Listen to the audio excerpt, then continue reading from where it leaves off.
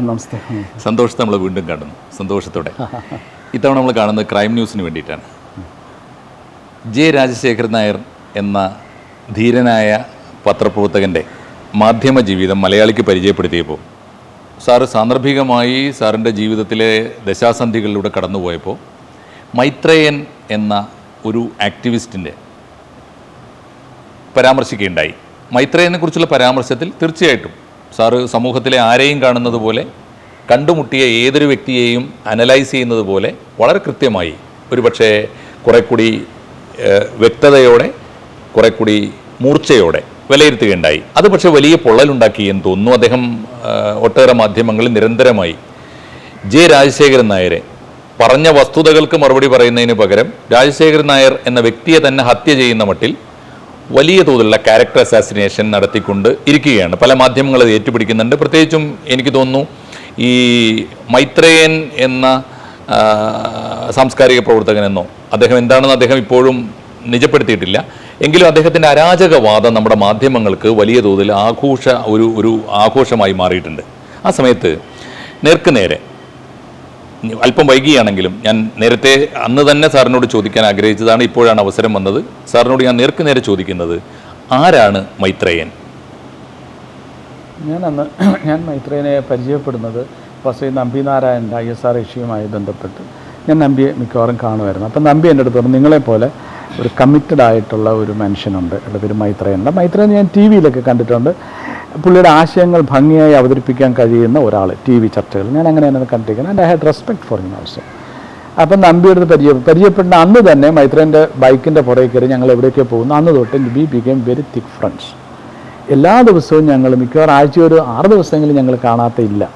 വളരെ ക്ലോസ്, പല കാര്യങ്ങളിലും സോഷ്യൽ ഇഷ്യൂസിന് പല കാര്യങ്ങളും ഒരുമിച്ച് ഇൻവോൾവ് ആയിട്ടുണ്ട്. എനിക്ക് പുള്ളിയെ ഒരു നമ്മൾ കൂടെ പഠിക്കുമ്പോൾ ഉണ്ടാകുന്ന സുഹൃത്ത് പോലെയല്ല, ഒരു ഐഡിയോളജിക്കൽ പ്ലെയിനിൽ നിന്നാണ് പുള്ളി ഞാൻ ഇഷ്ടപ്പെട്ടത്. പുള്ളിക്കൊരു ഇൻ്റലക്ച്വൽ ഓണസ്റ്റി ഉണ്ട്, പുള്ളിക്കൊരു ഇൻറ്റഗ്രിറ്റി ഉണ്ട്. അതാണ് എന്നെ മൈത്രേയനിലേക്ക് അടുപ്പിച്ചത്. അല്ല മൈത്രേയൻ്റെ അനാർക്കിസ്റ്റ് ഒന്നും എൻ്റെ പ്രശ്നമേ അല്ല. കാരണം മൈത്രേയൻ അനാർക്കിസ്റ്റ് ആയതുകൊണ്ട് ഞാൻ അനാർക്കിസ്റ്റ് ആകില്ല.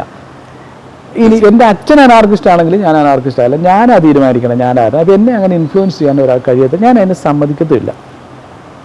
മൈത്രേയൻ ഒരിക്കൽ ജയശ്രീ വരും എന്തോ ഇതുപോലെ പറഞ്ഞപ്പം എൻ്റെ അടുത്ത് പറഞ്ഞോട് തന്നെ ഞങ്ങൾ വിടത്തിലിടണം, കയ്യിലിങ്ങനെ കയറി പിടിച്ചു, തന്നെ ഞങ്ങൾ വിടത്തിലിടണം. ഞാൻ പറഞ്ഞ എൻ്റെ മൈത്രേയൻ നിങ്ങൾക്ക് എന്നെ അറിവിടാത്തതുകൊണ്ടാണ്. ജയശ്രീ ഉണ്ടോ, ഞാനിങ്ങനെ കൈ പിടിപ്പിക്കുന്നു പറഞ്ഞു, ഞങ്ങൾ വിടത്തിലിടും.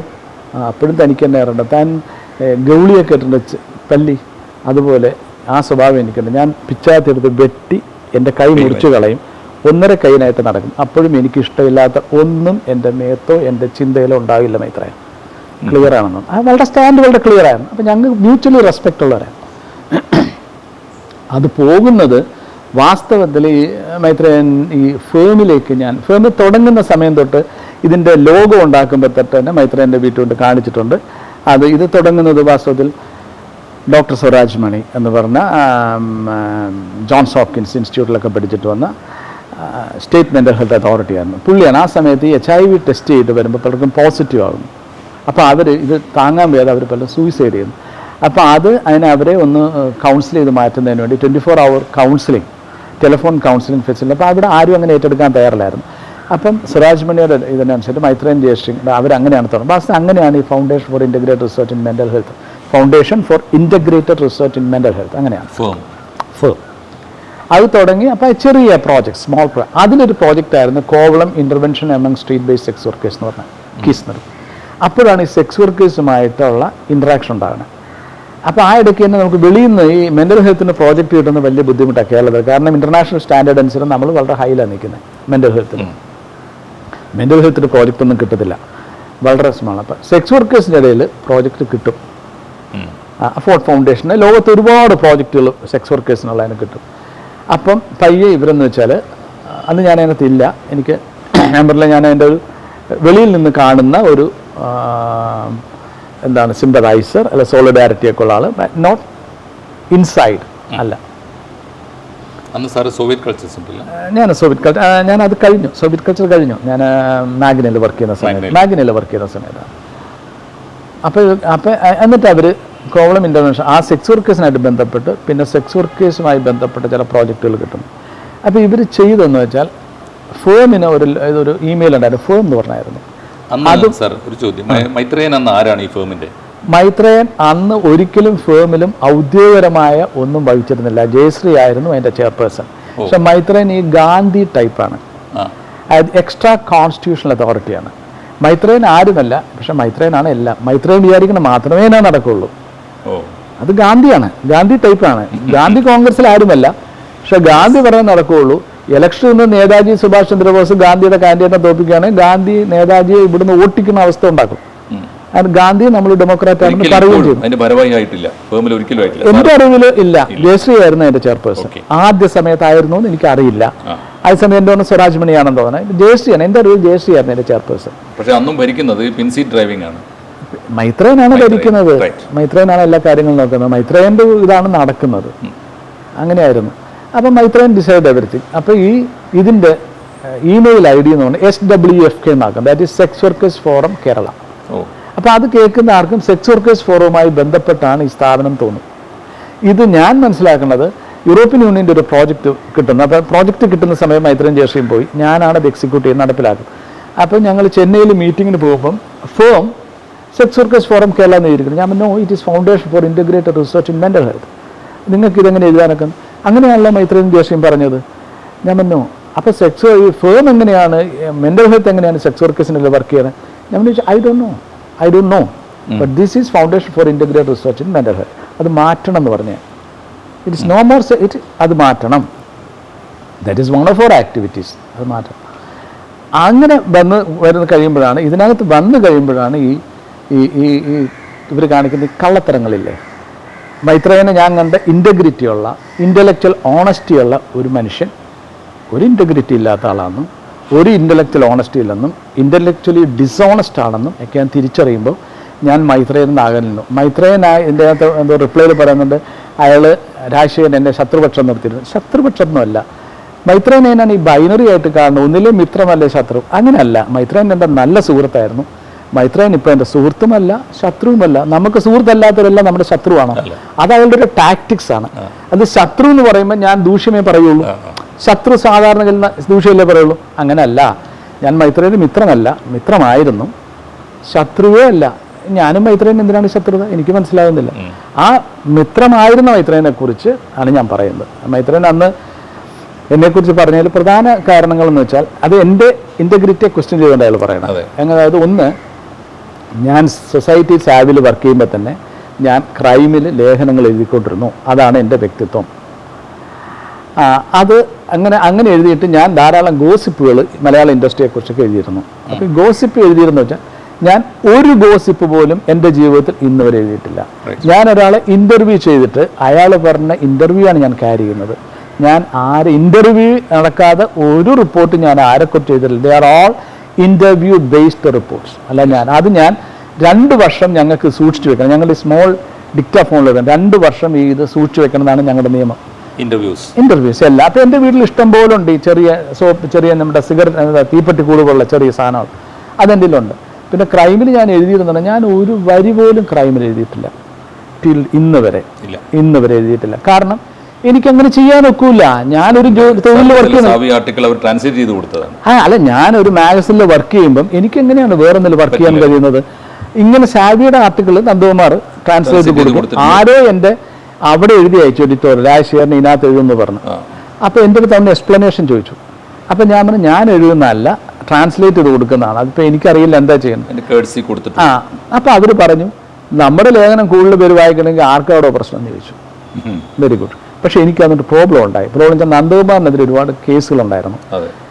അപ്പോൾ എൻ്റെ ഈ സിബി മാത്യൂസ് ഒക്കെ ISR കേസിൽ ഞാൻ അയാളുടെ പേര് പറഞ്ഞാണ് എൻ്റെ ബുക്കൊക്കെ എഴുതിയിട്ടുള്ളത്. അപ്പോൾ അയാൾ എനിക്കറിയാം കോടതിയിൽ കേസ് കൊടുക്കാൻ പോയപ്പോൾ അവിടുത്തെ വക്കീൽ പറഞ്ഞു, ഈ പറഞ്ഞിരിക്കുന്നതിനൊക്കെ ഡോക്യുമെൻറ്റ്സ് ഉണ്ട്, അതുകൊണ്ട് കേസ് കൊടുത്താൽ നിൽക്കില്ല, ഡിഫമേഷൻ നിൽക്കത്തില്ല.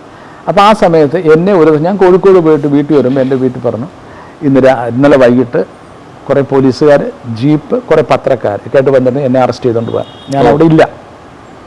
ഞാൻ ഉടനെ പോയിട്ട് മുൻകൂർ ജാമ്യം എടുത്തിട്ട് അപ്പം നന്ദകുമാറുമായിട്ട് ബന്ധപ്പെട്ട കേസിൽ ക്രിമിനൽ കോൺസ്പിറസി 120B വെച്ചിട്ട് എന്നെ കൂടെ ഇംപ്ലിക്കേറ്റ് ചെയ്യാനാണ്.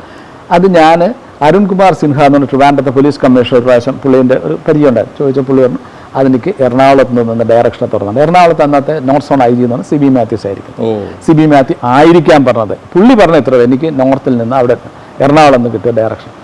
അപ്പം ഞാൻ വിചാരിച്ചു എന്നെ ഇനി നന്ദകുമാറുമായിട്ട് ബന്ധപ്പെട്ട് എന്നെ കുരുക്കാൻ സാധ്യതയുണ്ട്. അതുകൊണ്ട് ഞാൻ എന്ത് ചെയ്യുക വെച്ചാൽ ഞാൻ മാതൃഭൂമി പത്രത്തിൽ എൻ്റെ പണം കൊടുത്ത് പരസ്യം ചെയ്ത് ഞാൻ ക്രൈമിൽ വരുന്ന ലേഖനങ്ങളുമായിട്ട് എനിക്ക് ബന്ധമില്ല, ഞാൻ എഴുതിയിട്ടില്ല, അത് അവർ കൊടുക്കുന്ന വിവർത്തനമാണ്, എനിക്ക് ബന്ധമില്ല. എൻ്റെ എഡിറ്റോറിയൽ എന്നിട്ട് ഒന്ന് നന്ദകുമാർ എൻ്റെ സുഹൃത്തായ അപ്പുറം എനിക്കൊന്നുമില്ല എന്ന് കൊടുത്ത് ഈ നന്ദകുമാറിന് ഞാനിത് കൊടുക്കുകയും ചെയ്തു. നന്ദകുമാർ അറിയാം ഇത് മുഴുവൻ മൈത്രേയൻ അറിയാം. കാരണം മൈത്രേയൻ എന്നും എൻ്റെ വീട്ടിൽ വരും. ഞാൻ ഇതിനെക്കുറിച്ച് വറീഡായിരിക്കേണ്ടതും ഞാൻ പരസ്യം കൊടുത്ത് മൈത്രേയനെ കാണിക്കുമ്പോൾ എടോ തൻ്റെ നന്ദകുമാർ അങ്ങ് വിഷമിച്ചു പോയല്ലോ. ഞാൻ മൈത്രേയ എൻ്റെ തടി എനിക്ക് നോക്കണ്ടേ എന്ന് ചോദിച്ചു. എൻ്റെ തടി എനിക്ക് നോക്കണ്ടേ, അതുകൊണ്ട് എൻ്റെ പ്രൊട്ടക്ഷൻ മുഴുവനും അറിഞ്ഞുകൊണ്ട് പറയുന്നതുകൊണ്ടാണ് ഞാൻ അയാൾ പറഞ്ഞത് ഹീസ് FRAUD. അതുകൊണ്ടാണ് ഞാൻ ഫ്രോഡ് എന്ന് പറഞ്ഞത്. വെറുതെ ഒരു കമൻ്റ് ആണല്ല, ഹീ നോസ് എവറിത്തിങ്. കാരണം ഞങ്ങൾ എന്നും കാണുന്നവരാണ്. എന്നിട്ട് അയാളത് പറയുമ്പോഴാണ് ഫ്രോഡ് എന്ന് പറഞ്ഞു. ഞാൻ അതുകൊണ്ടാണ് അയാൾ പറഞ്ഞത് ഫ്രോഡ് എന്ന്, വെറുതെ അല്ല. സാർ ജോലി ചെയ്ത പത്രങ്ങൾക്കൊക്കെ വലിയ തലവേദന ഉണ്ടാക്കിയിട്ടുണ്ട്. ഇല്ല, 2 മാനനഷ്ട കേസാണ് വന്നിട്ടുള്ളത്. 2ഉം ISR കേസുമായിട്ട് ബന്ധം. ഒന്ന് മാഗ്നയുള്ളപ്പോൾ, ഒന്ന് ഞാൻ തൃശ്ശൂർ വിയ്യൂർ പ്രിസണിൽ പോയിട്ട് ഈ മറിയം റഷീദ് ഇൻ്റർവ്യൂ ചെയ്തിട്ട് അവർ പറഞ്ഞു ഈ വിജയൻ അവരോട് സെക്ഷലി അബ്യൂസ് ചെയ്യാൻ ശ്രമിച്ചു. അപ്പോൾ അവർ യു ബാസ്റ്റഡ് ഗെറ്റ് ഔട്ട് എന്ന് പറഞ്ഞു. അതിനെ തുടർന്ന് ഇയാൾ അറസ്റ്റ് ചെയ്യുന്നു. അതാണ് ഒരു മാനനഷ്ട കേസ്. ഇന്ന് നോക്കി ഇത്രയും വർഷം കഴിഞ്ഞപ്പോൾ CBI ഇപ്പോൾ കൊടുത്തിൻ്റെ ചാർജ് ഷീറ്റ് നമ്പിനാരനൊക്കെ അറസ്റ്റ് ചെയ്യും. അതിൽ പറഞ്ഞു ഈ വിജയൻ ഈ സെക്ഷൽ അഡ്വാൻസ് നടത്തിയതിന് കാരണം എന്നാണ് ഇപ്പോൾ പറഞ്ഞിരിക്കുന്നത് CBI. ഇത് ഞാൻ 95 ആണ് ഞാൻ റിപ്പോർട്ട് ചെയ്യണം. 95, 96 റിപ്പോർട്ട് ചെയ്യുന്നു. അപ്പോൾ അതിന് വിജയൻ എനിക്ക് മാനനഷ്ട case civil and criminal. Criminal തള്ളിപ്പോയി, സിവിൽ അയാൾ വിഡ്രോ ചെയ്തു. 2ാമത്തെ കേസ് MS മണി. ഇതിനകത്ത് ചാരക്കേസിലെ ശ്രീവാസ്തവ ഇംപ്ലിക്കേറ്റ് ചെയ്യണ കേരളകൗമുദിയാണ് എന്ന് ഞാൻ കൊടുത്തിട്ടുണ്ട്, കലാകൗമുദിക്ക്. അതിന് പുള്ളി കേസ് കൊടുത്തിരുന്നു. പുള്ളി കേസ് വിഡ്രോ ചെയ്തിട്ടുണ്ട്. ഈ 2 കേസിനും എൻ്റെ എഡിറ്റർ ജാമ്യം എടുക്കാൻ വന്നിരുന്നു. 2ാമത്തെ കേസിന് എഡിറ്ററും എഡിറ്റോറിയൽ ഡയറക്ടറും ഒക്കെ കൂടെ വന്നു. ഡയറക്ടറും പിന്നെ ചീഫ് എക്സിക്യൂട്ടീവും കൂടെ വന്നിരുന്നു. അപ്പോൾ അവരോട് ആരോ അവിടെ പറഞ്ഞു കൊടുത്തത് നിങ്ങളുടെ ഈ ലേഖകൻ പുതിയ ആളാണ്, അയാൾ is taking Magna for a ride, അയാൾ കള്ളക്കഥകൾ എഴുതുകയാണ്. അപ്പോൾ സൗത്ത് പാർക്കിൽ വെച്ചാണ് ജാമ്യമൊക്കെ എടുത്തു വന്നിട്ട് they grilled me for nearly 45 minutes. അവർ കുറേ ചോദ്യങ്ങൾ and I had answer for every question. അവരെന്നോട് പറയാം നായർ വി ആർ കൺവിൻസ്ഡ്, നിങ്ങൾ എന്ത് വേണം റിപ്പോർട്ട് ചെയ്തു, മാഗ്ന ഈസ് വിത്ത് യു. ഈ സ്റ്റോറിയും മൈത്രേയൻ അറിയാം, ഞങ്ങൾ ഇന്നും കാണുന്നവരല്ലേ. അപ്പം 2 കേസ്, പിന്നെ 2 നോട്ടീസ്, മെക്വിൽ നോട്ടീസ്. ഒന്ന് എന്താണ് നമ്മുടെ MA ബേബിയും കോടിയേരി ബാലകൃഷ്ണനും അനഘ ഇട. അപ്പോൾ അതിന് റിപ്ലൈ കൊടുത്തു, ഞാൻ നിങ്ങളിതിനകത്ത് ബന്ധപ്പെടുന്നു പറഞ്ഞിട്ടില്ല. There's a public document which is with justice Basan which had send to Sreelekha IPS. അവരാണ് investigating officer. And I had seen this document, that's a public document, I only quoted that. So ഞാൻ നിങ്ങളുണ്ടെന്ന് പറഞ്ഞിട്ടില്ല. 2 അമൃതാനന്ദമയായിരുന്നു. ഞാൻ അവരെക്കുറിച്ച് ഗോഡ് ഓർ ഫ്രോഡ് എന്നൊരു ലേഖനം എഴുതിയിരുന്നു. അപ്പോൾ ആ ലേഖനം വന്നപ്പം 1 കോടി രൂപയ്ക്ക് എനിക്ക് നഷ്ടപരിഹാരം നോട്ടീസ് ചെയ്തു അമ്മയുടെ അവിടെ നിന്ന്. അപ്പം ഞാൻ അത് വക്കീലെടുത്ത് പോലും പോയില്ല. അത് സാവിയിൽ ഞാൻ വക്കീലെടുത്ത് പോലും, ഞാൻ തന്നെ റിപ്ലൈ കൊടുത്തുള്ളൂ. ഞാനിത് ഗുരുസ്തുതി എന്ന് പറഞ്ഞ സന്യാസത്തെക്കുറിച്ച് ആധികാരികമായ ഒരു ഗ്രന്ഥമുണ്ട്. സന്യാസി എന്തായിരിക്കണം, അതിൽ പറഞ്ഞ മാന അപമാന സമാന രാജഹംസ. മാനവും അപമാനവും ഒരുപോലെ കാണുന്ന രാജഹംസമാണ് സന്യാസി. സന്യാസിക്ക് മാന അപമാനം ഇല്ല.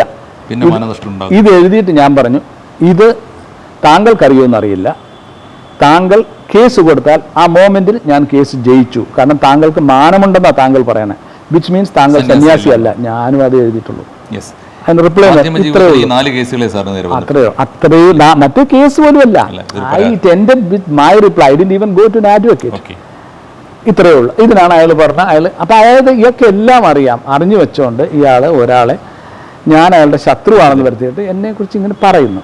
അടുത്ത പ്രധാന ആരോപണം, ഞാനൊരു രാജശേഖരൻ നായർ, ഞാനൊരു നായർ ജാതി കോമരമാണ്. എൻ്റെ പേര് രാജശേഖരൻ നായർ. ഇപ്പോൾ എൻ്റെ അച്ഛൻ്റെ പേര് ജനാർദ്ദൻ നായർ എന്നാണ്. എൻ്റെ അച്ഛൻ്റെ പേര് ജനാർദ്ദൻ നാടാർ എന്നാണെങ്കിൽ എൻ്റെ പേര് രാജശേഖരൻ നാടാർ. അത്രയേ ഉള്ളൂ. എന്നെ സംബന്ധിച്ച് ഞാൻ നായരുമല്ല, ഞാൻ ഹിന്ദുവല്ല. I am a bloody citizen of India, that's all. There it ends. Everything is over there. അതിനപ്പുറം എനിക്ക് ഒരു ലേബലും ഇല്ല. അല്ല, ഈ ആരോപണങ്ങൾ എല്ലാ പരിധിയും കിടക്കുന്നു എന്നുള്ളതിന്റെ തെളിവാണ്. അതിന് മറുവശം കൂടെ ഉണ്ട്. Maitreyan is an Ezhava. മൈത്രേയൻ എന്നുള്ള പേരെന്ന് പറഞ്ഞാൽ ബുദ്ധന്റെ പര്യായമാണ്. ഈ ഇന്ത്യയിലെ വേദിക് സൊസൈറ്റിയുടെ കാസ്റ്റ് സിസ്റ്റത്തിനെതിരെ ഫൈറ്റ് ചെയ്ത ഒരു യഥാർത്ഥ വിപ്ലവകാരിയായിരുന്നു ബുദ്ധൻ.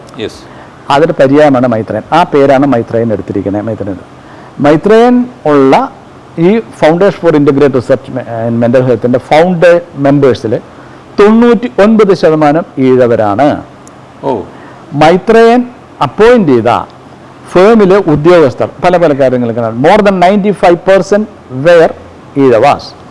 ഞാൻ വന്നതിന് ശേഷമാണ് ആദ്യമായിട്ട് നോട്ടിഫിക്കേഷൻ പത്രത്തിൽ കൊടുത്തിട്ട് ആപ്ലിക്കേഷൻ വിളിച്ചിട്ട് 3 പേര് നിർത്തി ഇൻ്റർവ്യൂ എടുത്ത് സെലക്ട് ചെയ്യുന്ന പ്രോസസ്സ് ഞാൻ വന്നതിന് ശേഷം. അതിനുമുമ്പ് അവർ ഹാൻഡ് പിക്ക് ചെയ്യായിരുന്നു from among the persons whom they knew. അതിലാരും ഈഴവരല്ലാത്തവരും വന്നിട്ടില്ല, 1-2 പേര് അത്രേ ഉള്ളൂ. ഇതിനകത്ത് ഇൻ്റർവ്യൂ നടത്തി ഞാൻ 32ഓളം പേരെ അപ്പോയിൻമെൻറ്റ് നടത്തിയിട്ടുണ്ട്. 1ാം റാങ്ക് കിട്ടുവരെ ആദ്യം കൊടുക്കും, അവർ വന്നില്ല 2ാമത്തെ റാങ്ക് വരും. അപ്പോൾ ഒരു ദിവസം എൻ്റെ ഒരു സുഹൃത്തുണ്ടായിരുന്നു, നല്ല കോൺടാക്റ്റ് ഉണ്ട് അവിടുന്ന്, അവിടെ അക്കൗണ്ടൻറ്റ്. പുള്ളിയോട് ഞാൻ പറഞ്ഞു എന്നെക്കുറിച്ച് ഇങ്ങനെ ജാതി കോമറെന്നാണ്, ഞാനും താനും മാത്രമുള്ളല്ലോ നായന്മാരെന്ന് ചോദിച്ചു. അപ്പം സാറേ ഞാൻ നായരല്ല, ഞാൻ ഈഴവനാണെന്നും. അപ്പം ഞാൻ ചിരിച്ചുകൊണ്ട് പറഞ്ഞു ജാതി കോമരമായ ഞാൻ ഒരാളെ പോലും അപ്പോയിൻ്റ് ചെയ്തിട്ടില്ല എൻ്റെ ജാതിയിൽ നിന്ന്. ജാതിയേ ഇല്ലാത്ത ബുദ്ധൻ്റെ പര്യായമുള്ള മൈത്രേയൻ അപ്പോയിൻ്റ് ചെയ്ത മുഴുവൻ ഈഴവരെയാണല്ലോ. അപ്പം ഇതാണ് മൈത്രേയൻ്റെ ഉടനീളം പ്രകടിപ്പിച്ച ആളാണ് സാറിന്റെ നേരെ ജാതി ആരോപിക്കുന്നത്. പറഞ്ഞോളൂ, ഞാൻ പിന്നെ എൻ്റെ അടുത്തിട്ട് ജാതി എനിക്ക് ജാതി ബോധമുണ്ടെങ്കിൽ എന്നെ ജാതി ബോധം ഉണ്ട് പറയണോ. ഈ നാട്ടിൽ ജാതി ബോധമൊക്കെ ചില ആളിൽ ജീവിക്കണം, പക്ഷെ എനിക്ക് ആ ബോധം ഇല്ലെന്നേ. ഞാൻ ഹിന്ദു എന്ന ബോധം പോലും എനിക്കില്ല. ഞാനൊരു മനുഷ്യനാണ് basically. Then I am an Indian citizen. എനിക്ക് 2 മതി.